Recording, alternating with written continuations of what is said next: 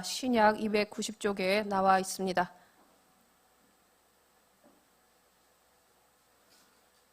고린도후서 4장 7절에서 18절까지 말씀입니다.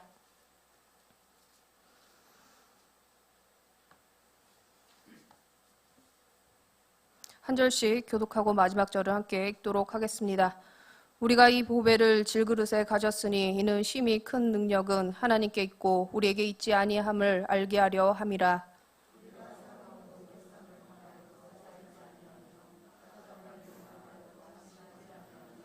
박해를 받아도 버림받지 아니하며 거꾸러뜨림을 당하여도 망하지 아니하고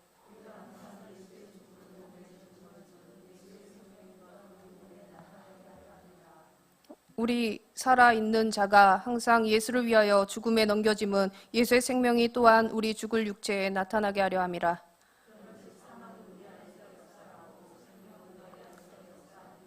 기록된 바 내가 믿었으므로 말하였다 한 것 같이 우리가 같은 믿음의 마음을 가졌으니 우리도 믿었으므로 또한 말하노라.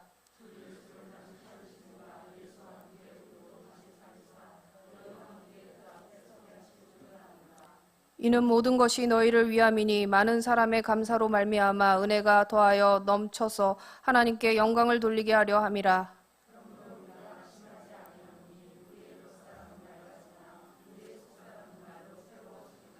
우리가 잠시 받는 환난에 경한 것이 지극히 크고 영원한 영광에 중한 것을 우리에게 이루게 함이니 우리가 주목하는 것은 보이는 것이 아니요 보이지 않는 것이니 보이는 것은 잠깐이요 보이지 않는 것은 영원함이라. 아멘. 기도하겠습니다. 하나님 아버지, 오늘 이 시간 주의 말씀이 살아서 역사하는 시간이 될 수 있도록 우리의 심령을 두드려 깨워주시고 그 말씀의 은혜로 살아가는 그런 놀라운 은혜가 이 시간 주님과 함께 역사할 수 있도록 주님 붙들어 주시옵소서. 감사하며 예수님의 이름으로 기도드립니다. 우리가 살고 있는 이 세상은 적어도 믿는 자들에게 끊임없는 충돌을 경험하며 살아가야 하는 세상입니다. 우리의 의지로 이것을 피할 수 있으면 피했으면 좋겠는데 피할 수가 있고 없고를 선택할 수가 없습니다. 선택할 수 있다면 문제가 될 일이 없겠죠.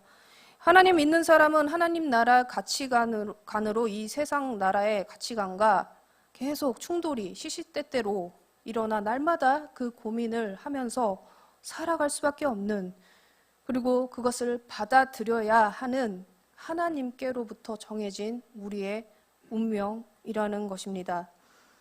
하지만 이렇게 말씀을 드려도 하나님께로부터 선택된 그 운명을 내가 받아들이지 않고 살아가고 있다면 지금 이 말은 도통 무슨 말인가 라는 의문이 들겠지만 적어도 지금 이 저녁 예배에 나오신 성도님들은 대충 이게 무슨 말인지 아실 것이라 저는 믿습니다. 저에게는 예전부터 로망이 하나 있었습니다. 무슨 로망이냐면 하나님이 그 방탄유리 같은 그 알 속에 저를 딱 집어넣으셔가지고 저에게 어떤 막 공격이나 고민 그런 것들을 없게 해주시는 것. 물론 제가 사역자니까 사역적인 어떤 고민들은 저에게 숙명이라고 받아들이고 그런 고민이야 제가 얼마든지 하겠습니다. 감당하면서 살 각오가 되어 있으니 그 이외에 다른 것들, 세상으로부터 오는 악의 세력의 공격, 하나님과 멀어지게 만드는 나를 뒤집는 그런 공격으로부터 저를 보호해 주십시오. 그냥 어느 누구에게로부터 공격받고 싶지 않습니다. 사역에 대한 고민만으로 저의 고민은 충분할 테니 그 외의 것들은 하나님께서 다 책임져 주시고 걷어내 주시고 그렇게 하시면 안 되겠습니까? 제가 그렇게 물었던 것이죠. 저의 로망이었어요. 지금도 어쩌면 이 로망을 꿈꿀지도 모르겠지만 여기서 말씀드리는 건 말씀은 그게 아니다. 미리 결론을 말씀을 드립니다. 그런데 제가 이런 로망을 가지고 생각을 했지만 항상 그 결론은 무엇이었냐? 그런 방탄유리 같은 그 유리알 속에 저를 넣어주시지 않았다는 거예요. 그런 일은 없다는 것이었습니다. 외부로부터 오는 고민들은 여전하고 또한 내적으로 찾아오는 갈등들 또한 적지 아니하게 찾아와 저에게 노크를 하는 가벼운 수준으로 오거나 아니면 문을 막 부수고 들어오는 정도의 파급력으로 갈등거리를 여전히 제공하고 있다는 것입니다. 제가 청년 시절에 고민하던 것들을 지금은 그 고민을 안 하고 사는가 생각해 보면 그 고민의 깊이와 내용은 좀 다르겠지만 결국 똑같은 고민을 하고 있다는 것이었습니다. 하나님 나라와 세상 나라에 충돌되는 이 가치관 속에서 나는 지금 어느 지점에 서 있어야 하는가? 무엇을 선택하고 무엇을 생각하며 어떻게 살아가야 하는가? 나는 어떻게 그 상황에서 벗어날 수 있는가? 그런 것에 대한 고민은 여전히 남은 채로 있습니다. 제가 청년 시절까지 다니던 모교회에서는 1년에 2번 정도 새신자 초청 잔치를 했는데 그 전에 열린 모임이라는 것을 했습니다. 이게 뭐냐면 이 관계 전도를 하는 것인데 초청 잔치를 하기 전에 3개월 동안 태신자를 정하여서 그러니까 전도 대상자를 정하여서 그 3개월의 기간 동안 계속 관계를 맺고 전도를 하는 전략적인 전도 방법 중에 하나였습니다. 근데 이걸 또 아무나 여는 게 아니에요. 약 2년여에 걸친 양육과 제자 훈련을 받은 사람, 그 사람만이 이 열린 모임을 오픈하고 리더를 할 자격이 있었습니다. 열린 모임을 해야 하는, 그 오픈해야만 하는 숙명적인 과제가 성도들이라면은 그런 게 항상 존재했던 것이죠. 목사님이 다 교육시켜서 다 수료를 시켰기 때문에 다 열린 모임 리더 할 수 있었던 거예요. 하지만 아시다시피 교회에서 뭐 한다고 하면 모두가 다 합니까? 아니죠. 다 하지 않았어요. 성도 전체가 다 오픈하지 않았습니다. 하지만 저는 계속 오픈을 하게 되었는데 그 이유가 뭐냐면 떠밀려서 했습니다. 다들 주변에 안 믿는 사람 없다는 거예요. 그런데 저는 회사에 안 믿는 사람이 널려 있으니까 네가 오픈을 해야 된다. 저는 그때 그 말이 이해가 안 됐는데 지금 제가 이 시점에서 제 주변에 보니까 제가 살아가는 환경이 안 믿는 사람이 없어요. 다 믿는 사람들, 뭐 목사님들 아니면 다 신앙 있는 사람들. 그때는 이해를 못했는데 지금은 조금 이해를 했습니다. 근데 이제 그때 당시 네가 안 하면 누가 하냐? 다 사역자들도 셀리더도 저에게만 무조건 오픈을 하라는 거예요. 그 뒤는 네가 오픈을 하면 그 뒤는 우리가 다 책임질 테니까 제발 리더로 오픈만 해라. 아무래도 기간별로 다 오픈이 되고 청년 기간에서도 오픈이 돼야 되는데 오픈이 안 되면 뭐 목사님께서 이제 담임 목사님께 좀 안 좋은 소리도 듣고 막 하니까 보기도 안 좋고 하니까 저를 붙잡고 그렇게 매달렸던 것 같아요. 근데 이게 진짜 쉬운 일이 아닌 게 무엇이냐면 12주 동안 이 태신자를 계속 살펴야 된다는 거예요. 계속 그 사람을 살피고 한 주차마다 해야 될 미션들이 있었어요. 그래서 미션을 하고 보고서를 제출하고 근데 이게 12번을 이 미션을 해야 되는 게 이게 쉬운 일이 아니에요. 제가 직장을 가는데 일을 하러 가는 건지 지금 열린 모임 리더로 가는 건지 일은 해야 되겠는데 자꾸 태신자 신경 써야 되고 이거 뭐 해야 될 미션들이 자꾸 생각나고 그런 거를 계속 1년에 한 2부분을 그렇게 보내니까 저에게도 굉장한 스트레스가 되었던 것 같아요. 그래서 교회 예배가 있는 어느 날 교회에 와서 예배 전에 제가 이런 선언을 했습니다. 저에게 말하기도 전에 저 이번에 열린 모임 절대 오픈 안 합니다. 귀를 막고 목사님 말하려고 했는데 저 이번에 안 해요. 안 해. 절대 안 해. 셀리도한테 나 시키지 마. 나 이번엔 절대 안 해. 이번에는 좀 쉴 거야. 이렇게 제가 선언을 했어요. 그런데 그날 저녁 예배 말씀이 뭐였냐면 요나 말씀이었어요. 그리고 제가 교회 나오면서 했던 말이 지금 아직도 지금 어제 일처럼 생생해요. 그 장면이 그 저녁에 나왔던 제가 말했던 그 장면이 아직도 생생한데 제가 뭐라고 했냐면 아무도 누가 저한테 얘기 안 했는데 제가 먼저 그래 나 요나다. 나 도망갈 거야. 아무리 말씀해서 그렇다고 해도 이번엔 누구는 나한테 강요하지 마. 니느웨로 안 가고 다시스로 갈 거야. 같이 교회를 나오고 있는 지체를 향해서 그렇게 혼자 씩씩거리면서 말을 했습니다. 그래서 제가 오픈을 할게요, 안 할게요? 또 오픈했어요. 믿는 자로 살아가면서 하나님 나라의 가치관으로 해야 할 일들과 세상적인 마음으로 이건 뭐 이렇게까지 해야 돼. 그것도 왜 맨날 나만 해야 돼. 이런 억울한 마음. 내 안에 그런 마음들이 점점 살아나기 시작하게 될 때 하나님 나라와는 점점 멀어진 생각을 하게 되며 나 그냥 요나처럼 도망갈 거야. 이런 말을 하게 되는 것이고, 반대로 하나님 말씀에 순종하기 싫은 마음과 그 충동을 이겨내서 하나님 나라 가치관으로 다시 내가 바로 잡히게 되면 절대 오픈 안 할 거야. 안 한다던 열린 모임을 오픈하게 되는 것이죠. 언제나 이 사이를 왔다 갔다 하는 이 고민이 비단 청년 때에만 할 수 있는 굉장히 풋풋한 고민일 줄만 알았는데, 지금 사역자가 된 이 시점에서도 또 다른 상황들이 나에게로 찾아와 똑같은 고민은 이어지고 있다는 것입니다. 하나님 나라와 세상 나라와의 충돌, 끊임없는 외부적인 요소와 내 안에 차고 넘치는 이 갈등, 이 폭풍 속에서 도망가 버리고 싶다. 요나처럼 모르겠어, 다시스로 가는 배 탈 거야 라고 막 생떼를 부리다가도 정작 자기 의지대로 그 배를 타지 않았습니까?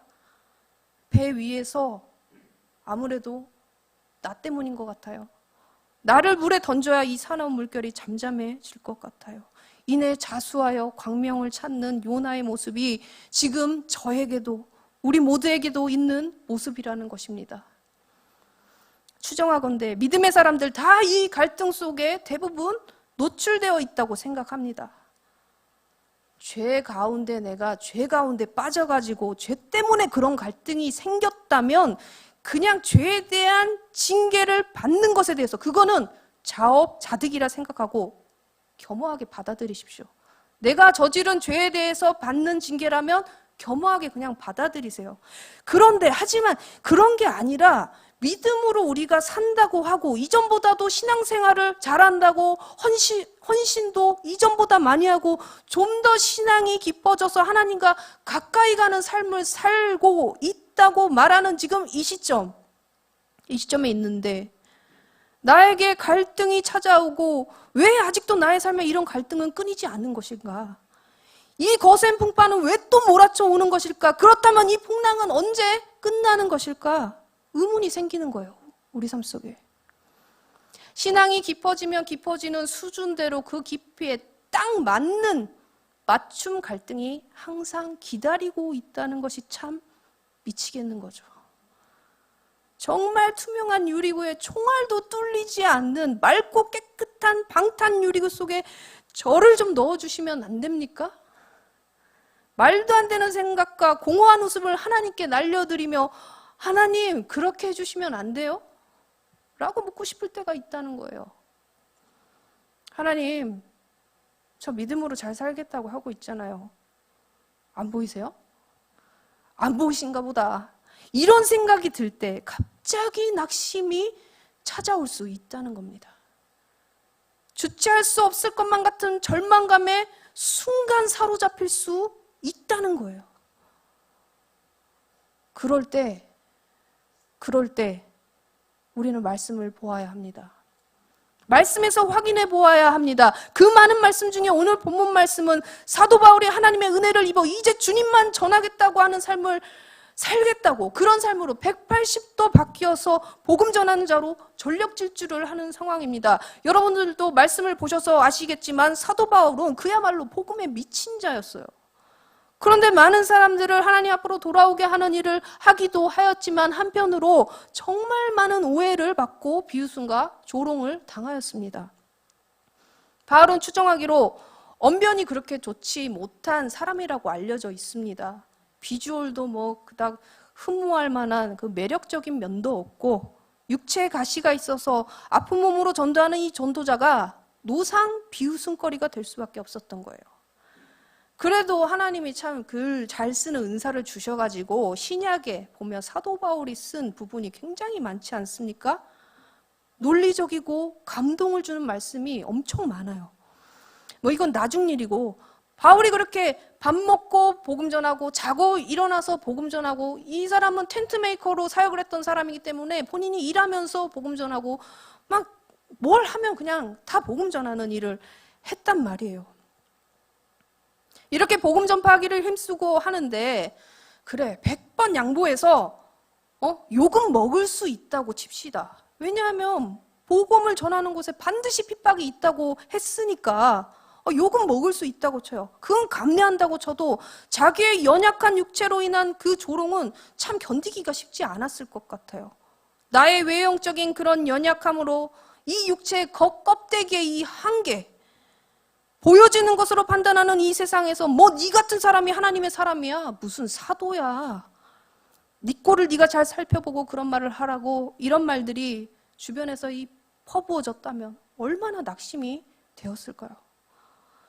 이 사도 바울이 예수님을 인격적으로 만난 이후에는 정말 허투루 인생을 살지 않았습니다. 날마다 하나님 앞에 살기를 힘쓰면서 받은 사명 감당하기에 몸부림 또 몸부림친 사람이었어요.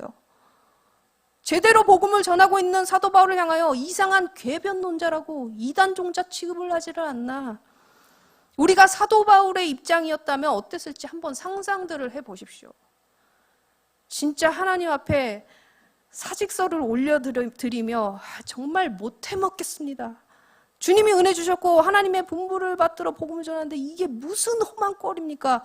저 사도직분 사직서 딱 제출하고 내일부터 안 할랍니다. 이렇게 말하고 싶을 것 같아요. 그런데 사도 바울은 그렇게 하지 않았습니다. 왜냐? 그 이유는 오늘 본문에 나와 있습니다. 7절 함께 같이 읽어보도록 하겠습니다. 우리가 이 보배를 질그릇에 가졌으니 이는 심히 큰 능력은 하나님께 있고 우리에게 있지 아니함을 알게 하려 함이라. 사도 바울이 욕을 먹어가면서 조롱당하면서 전하고 있는 것은 무엇이었습니까? 자신에 관한 게 아니었어요. 자신의 스펙에 관한 게 아니었어요. 예수 그리스도의 증인으로서 주님에 대한 그 복된 소식, 복음을 전하고 선포하는 일에 매진하고 있었습니다. 그는 하나님 말씀을 왜곡하거나 술수를 부리거나 하지 않았습니다. 그 진리를 선포하고 드러내어 그 메시지를 받아들이는 자들은 주님으로 향하게 되고 구원의 빛을 보게 하는 일을 하였습니다. 철저하게 자기 유익이나 의를 위해서 달려나가지 않았고 하나님 앞에 정말 신실했습니다. 그런데 사람들이 그 내용보다 이 사도 바울의 겉껍데기를 보고 판단을 합니다. 복음을 받아들이기 이전에 사람을 봅니다.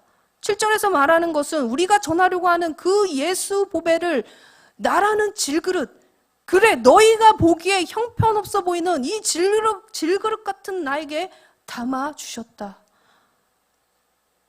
그러니 저런 게 무슨 고귀한 것을 전하겠어, 구원의 소식을 전하겠어 라고만 생각하지 말고 그 반대로 그렇게 연약한 그릇인 나를 통해서 그 큰 능력이 나타나시니 얼마나 대단한 하나님의 능력이냐. 보아라. 니네가 내 이 겉껍데기 보고 조롱하고 놀리지만 반대로 생각해보면 이렇게 허술한 나, 연약한 나, 아무것도 아닌 나를 통해서 그 큰 하나님의 능력이 나타나고 있으니 얼마나 하나님의 능력이 놀랍지 않냐? 너희 말대로 나는 아무것도 아니야. 조롱당할 만하고 흠모할 거 하나도 없고 나의 연약함, 이 깨지기 쉬운 질그릇 같은 존재에 나 맞다. 나 맞아. 하지만 그런 나를 움직이시고 나를 통하여 일하시는 하나님은 정말 위대하시다. 전적인 하나님의 능력이시다라고 말을 하고 있는 것입니다. 정말 연약한 육체와 깨어진 것 같은 나의 일상, 맨날 매 맞고 쫓겨다니는 사도 바울을 보며 네가 하나님의 사람이라면 왜 맨날 이렇게 쥐어터지고 쫓겨다니는 삶을 사는데? 그런 마음 아픈 이야기를 듣는 이 현실, 그게 나는 아닐런지요. 우리는 아닐런지요. 네가 하나님 믿는 사람이라며, 너 사역자라며, 그런데 너의 일상은 너의 하나님이 지켜주시지 않는 거니? 어찌된 일이니? 네 가정도 네 주변도 다 편하고 사역할 만한 어떤 멋진 틀이 주어져야 하나님의 사람이고 쓰임받는 사람이라 칭송받지 않겠니? 저에게도 들려오는 사단의 참소입니다. 여러분 삶에서도 예수 믿는다는데 너 왜 그렇게 연약해? 아프거나 아니면 네 삶이 윤택하지 않거나 왜 그렇게 고민이 많은 삶을 살아? 이렇게 누군가가 나를 조롱하고 있다고 생각해 보십시오. 생각뿐이 아니라 실제로 누군가 조롱하고 있을런지도 모릅니다. 그게 가장 가까운 가족이 될 수도 있고요. 주변에 친하게 지내는 사람일 수도 있습니다. 그냥 있어도 그만 없어도 그만인 그런 관계인 사람이 나에게 조롱을 하면 그냥 그러던가 말던가 하고 넘길 수 있지만, 나를 가장 잘 알아줄 것 같은 사람이 그런 사람에게 이해를 받지 못한다면 엄청 낙심이 찾아올 수 있습니다. 다시 본문으로 돌아가서 사도 바울이 한 말을 읽어봅시다. 8절 9절 말씀입니다. 우리가 사방으로 우겨쌈을 당하여도 쌓이지 아니하며 답답한 일을 당하여도 낙심하지 아니하며 박해를 받아도 버림받지 아니하며 거꾸러뜨림을 당하여도 망하지 아니하고, 읽으면서도 느끼셨겠지만 이거 한마디로 표현하자면 참 답답한 상황. 답답한 상황이라 말할 수 있겠습니다. 우겨쌈을 당하는 것은 무거운 압력이 있는, 또한 몹시 괴로운 상태를 말합니다. 답답한 일을 당하여도, 이 말은 우리가 무엇을 어찌해야 할지 어떻게 해야 될지 모르는 당황스러운 상태를 말하는 것이죠. 박해를 받는다는 것은 도망가도록 만드는 상황을 말하는 것입니다. 거꾸로뜨림을 당한다는 것은 낮은 곳으로 던져진다는 의미를 가지고 있습니다. 들으시니 어떠세요? 더 숨막히게 답답해지셨나요? 그런데 잘 읽어보시면 이렇게 숨막히게 답답할 만한 상황이 몰아쳐 오는데도 쌓이지 아니하고 낙심하지 아니하고 버림받지 아니하며 망하지 않는다. 그 뒤에 붙어있는 말만 정리해서 지금 말씀을 드렸습니다. 우리는 그렇게 되지 않는다는 거예요. 우리는 막막한 상황 속에서 그런 감정을 느낍니다. 어찌할 바를 모르고 위협을 받고 있는 우리는 답을 모르는 상태로 가고 있지만, 하나님은 우리가 어떻게 해야 할지 아시고 그 순간에도, 그 답답한 순간에도 절대 떠나시지 않고 계신다는 거예요. 보배가 질그릇인 우리 안에 담겨 있잖아요. 예수 그리스도가 내 안에 계시잖아요. 떠나지 않으시고 나의 모든 상황과 언제나 함께 하신다. 나는 미처 생각하지 못하고 순간순간 놓쳤을 수는 있지만, 그렇다고 해서 우리 주님은 떠난 게 아니었잖아요. 우겨쌈을 당하고 답답한 일을 당하고 박해와 거꾸러뜨림을 당할 때 주님 어디 계신가? 잠시 멈추어서 주님 계신 곳을 확인해 보는 것입니다. 주님 어디 계십니까? 주님의 음성은 지금 너와 함께 있다. 질그릇같이 연약한 네 안에 있다. 내 안에 보배이신 예수 그리스도를 확인해야 한다는 것입니다. 나는 그야말로 질그릇이에요. 작은 충격에도 막 툭툭 깨어져서 떨어져 나가거나 바스라져 버릴 수밖에 없는 보잘것없는 질그릇입니다. 그런데 참 우스운 일은 뭔 줄 아세요? 그 질그릇에도 화려하게 치장하려는 우리의 모습이에요. 질그릇에 막 유약을 바른다든지 색을 칠한다든지 큐빅을 막 박아가지고 좀 더 업그레이드하면 다이아몬드 막 받고, 여튼 무슨 짓을 하고 꾸민다 해도 결국에는 충격에 약한 질그릇일 뿐인데 꾸며대면 좀 괜찮아질 줄로 생각하는 우리의 착각이 있다는 것입니다. 꾸미는 일에 도 같으면 내가 꾸민 겉 껍데기에 속아서 뭐 돼지목에 진주를 감아도 그것도 꾸민 거라고, 꾸민 모습에 막 도취돼가지고 내가 원래 어떤 사람인지 있습니다. 질그릇이라는 것을 있습니다. 작은 충격에도 꾸민 것이 소용없을 정도로 큐빅 막 뚝뚝 떨어져 나갑니다. 다 떨어져 나가요. 작은 충격에도요. 정말 소용없을 정도로 부셔져 버리는 연약한 존재라는 걸 있습니다. 내가 빛날 수 있는 건 내가 꾸며댄 내 겉껍데기의 화려한 모습 때문이 아니라 내 안에 계신 보배이신 예수 그리스도 때문에 빛나고 있었다는 것을 있습니다. 우리가 신앙생활 할수록 교회 안에 쌓여져 온 스킬들로 인해 내 겉껍데기는 조금씩 화려해집니다.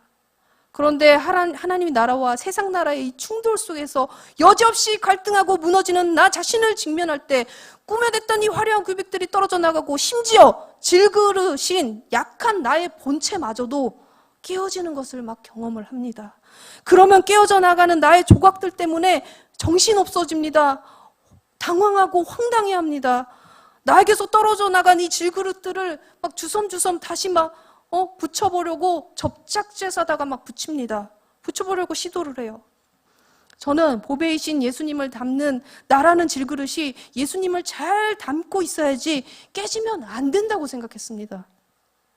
깨어진 조각을 잘 맞추어서 질그릇의 외형이라도 잘 유지해야 한다. 그런데 그런 게 아니더라고요.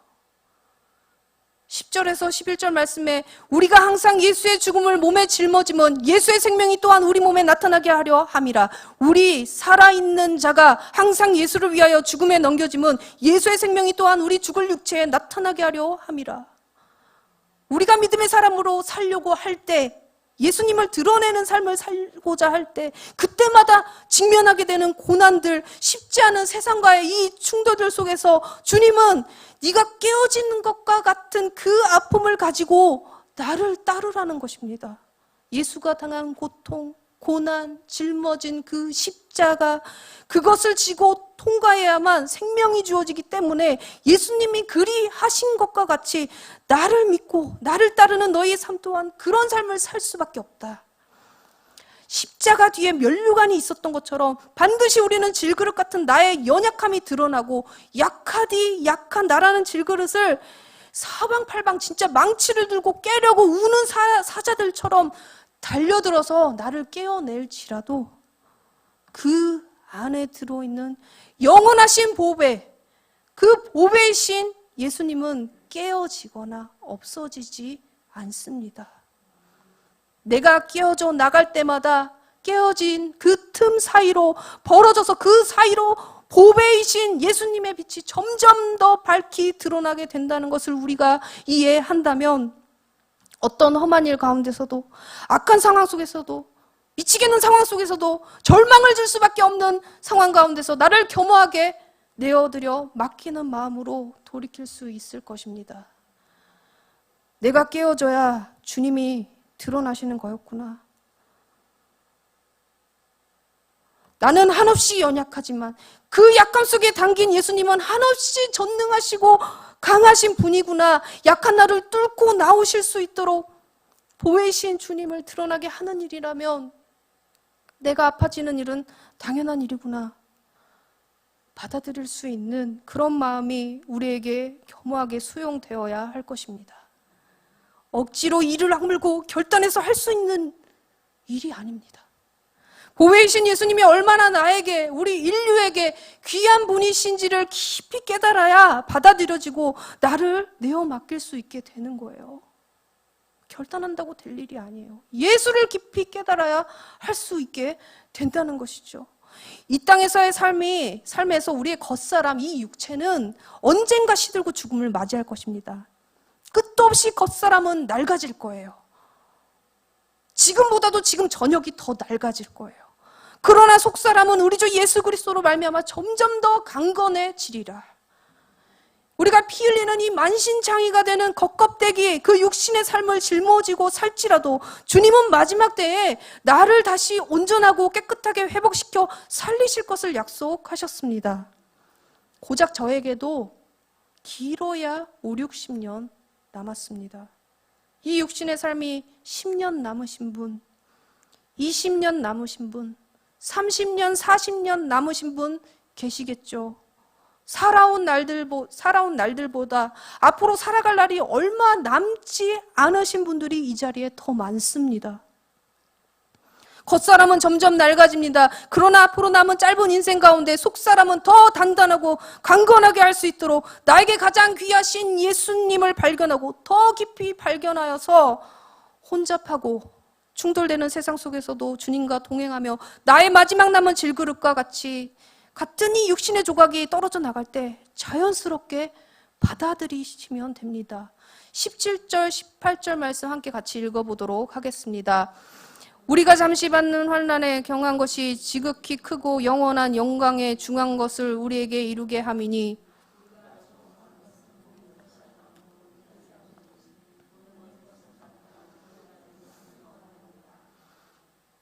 영원함을 간절히 바라고 소원하는 우리의 남은 삶이 되기를 원합니다. 우리가 절망의 순간이 살면서 계속 닥쳐올지라도 낙심 가운데 빠져있지 않아도 될 이유는 보배이신 예수님, 말씀으로 우리에게 다가오신 그 예수님께서 날마다 우리 삶 속에 함께 역사하시고 계시기 때문입니다. 우리 주 예수 그리스도가 우리에게로부터 멀리 계신 게 아니고 지금 여기에 와 계십니다. 우리가 말씀과 함께 있을 때 우리의 상황을 아시고 견책하여 주시는 그 하나님께서 나에게로 와 상한 마음을 위로하여 주시는 하나님 아버지의 마음이 우리 삶 속에 더 깊게 가까이 와 주시고 계시다는 것을 반드시 우리가 알아야 합니다.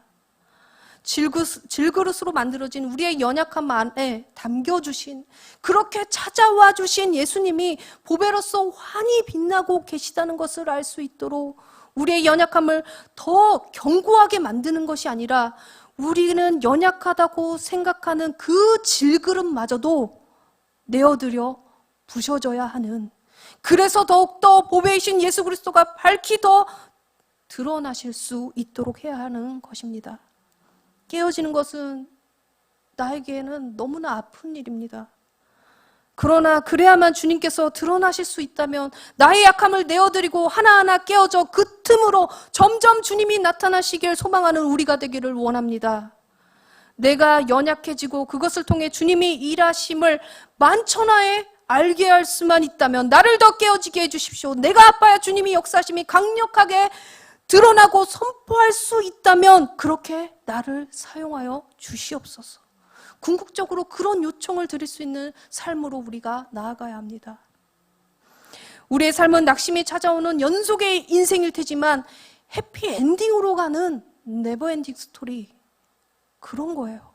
그러니 어떤 상황 가운데서도 낙심치 아니하고 나의 힘으로 할 수 없는 그 모든 상황으로부터 내 안에 보배로 계신 예수 그리스도께서 언제나 그렇게 할 힘을 주신다는 것을 믿고 나아가길 원합니다. 살아가는 동안에 나의 힘을 의지할 수 없으니 주님께서 나의 힘과 참 소망이 되고 꿈이 되어주시기를 바라며 기도합니다. 우리가 찬양을 할 텐데요, 원하고 바라고 기도합니다.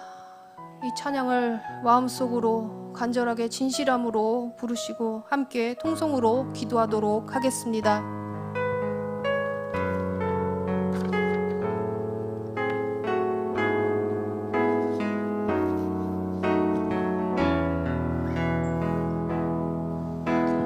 이 세상을 살아가는 동안에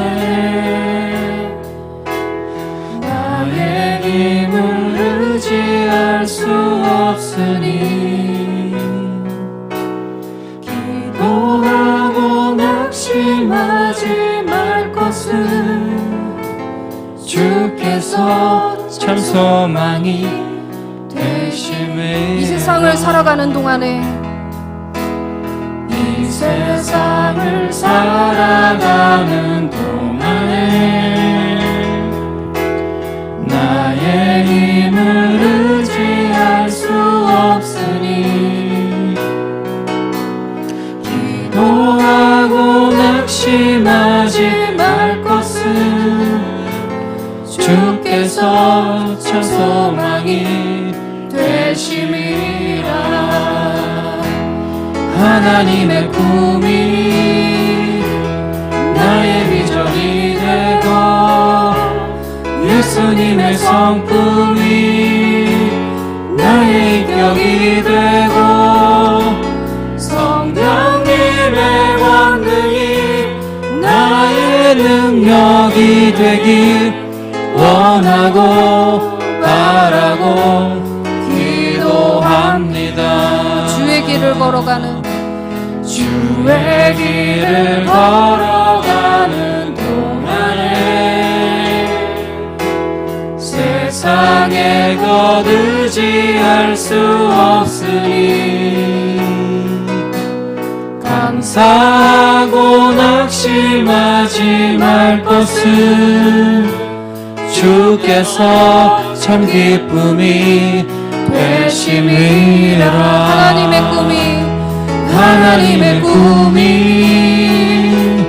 나의 비전이 되고 예수님의 성품이 나의 인격이 되고 성령님의 권능이 나의 능력이 되길 원하고 바라고 기도합니다. 하나님의 꿈이 나의 비전이 되고 예수님의 성품이 나의 인격이 되고 성령님의 권능이 나의 능력이 되길 원하고 바라고 기도합니다. 원하고 바라고 기도합니다. 원하고 바라고 기도합니다.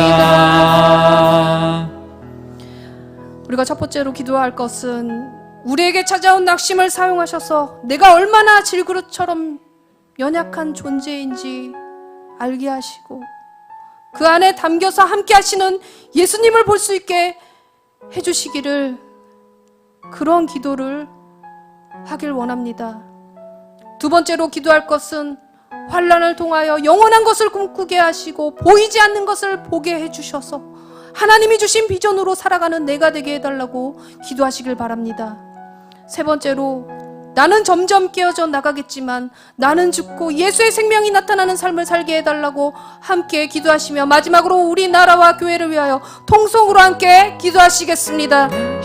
하나님 아버지, 우리가 주님 앞에 기도할 것은 우리에게 찾아온 낙심을 없이 해달라는 기도가 아니라 아버지, 우리의 그 낙심된 그 환경을 사용하셔서 우리의 연약함을, 날마다 주님 앞에 연약함을 고백하며 나아갈 수 있도록 아버지 우리에게 깨닫는 은혜를 더하여 주시옵소서. 우리가 점점 강하여지는 것이 아니라 우리가 더욱더 연약하여서 하나님 아버지를 의지할 수밖에 없는 그런 인생으로 살아갈 수 있도록 우리에게 찾아온 낙심을 사용하여 주시옵소서.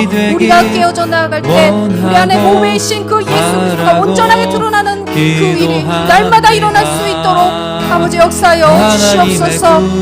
우리가 환난을 통하여서 우리에게 어려움이 찾아오는 그 상황을 통해서 우리가 주님 앞에 더 가까이 나가기 원합니다.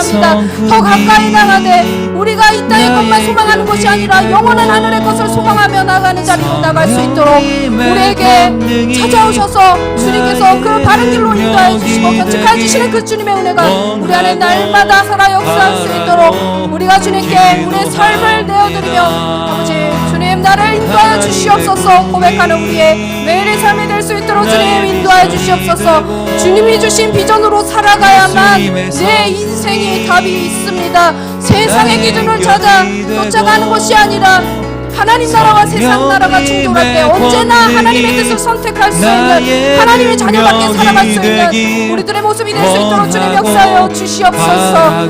아버지, 나는 점점 깨어져 부서져 나가겠지만 나는 점점 죽어지고 예수의 생명이 나타나는 삶을 살게 해달라고 우리가 진실로 고백하는 자리로 나아갈 수 있도록 주님 인도하여 주시옵소서. 아버지, 나는 연약합니다. 나는 질그릇처럼 약합니다. 하지만 주님께서 부르셨으니 주님만 온전하게 빛나는 삶을 내어드릴 수 있도록 나의 질그릇, 연약한 그릇 아버지 불필요하다면 깨어져 나가는 역사가 일어나길 원합니다.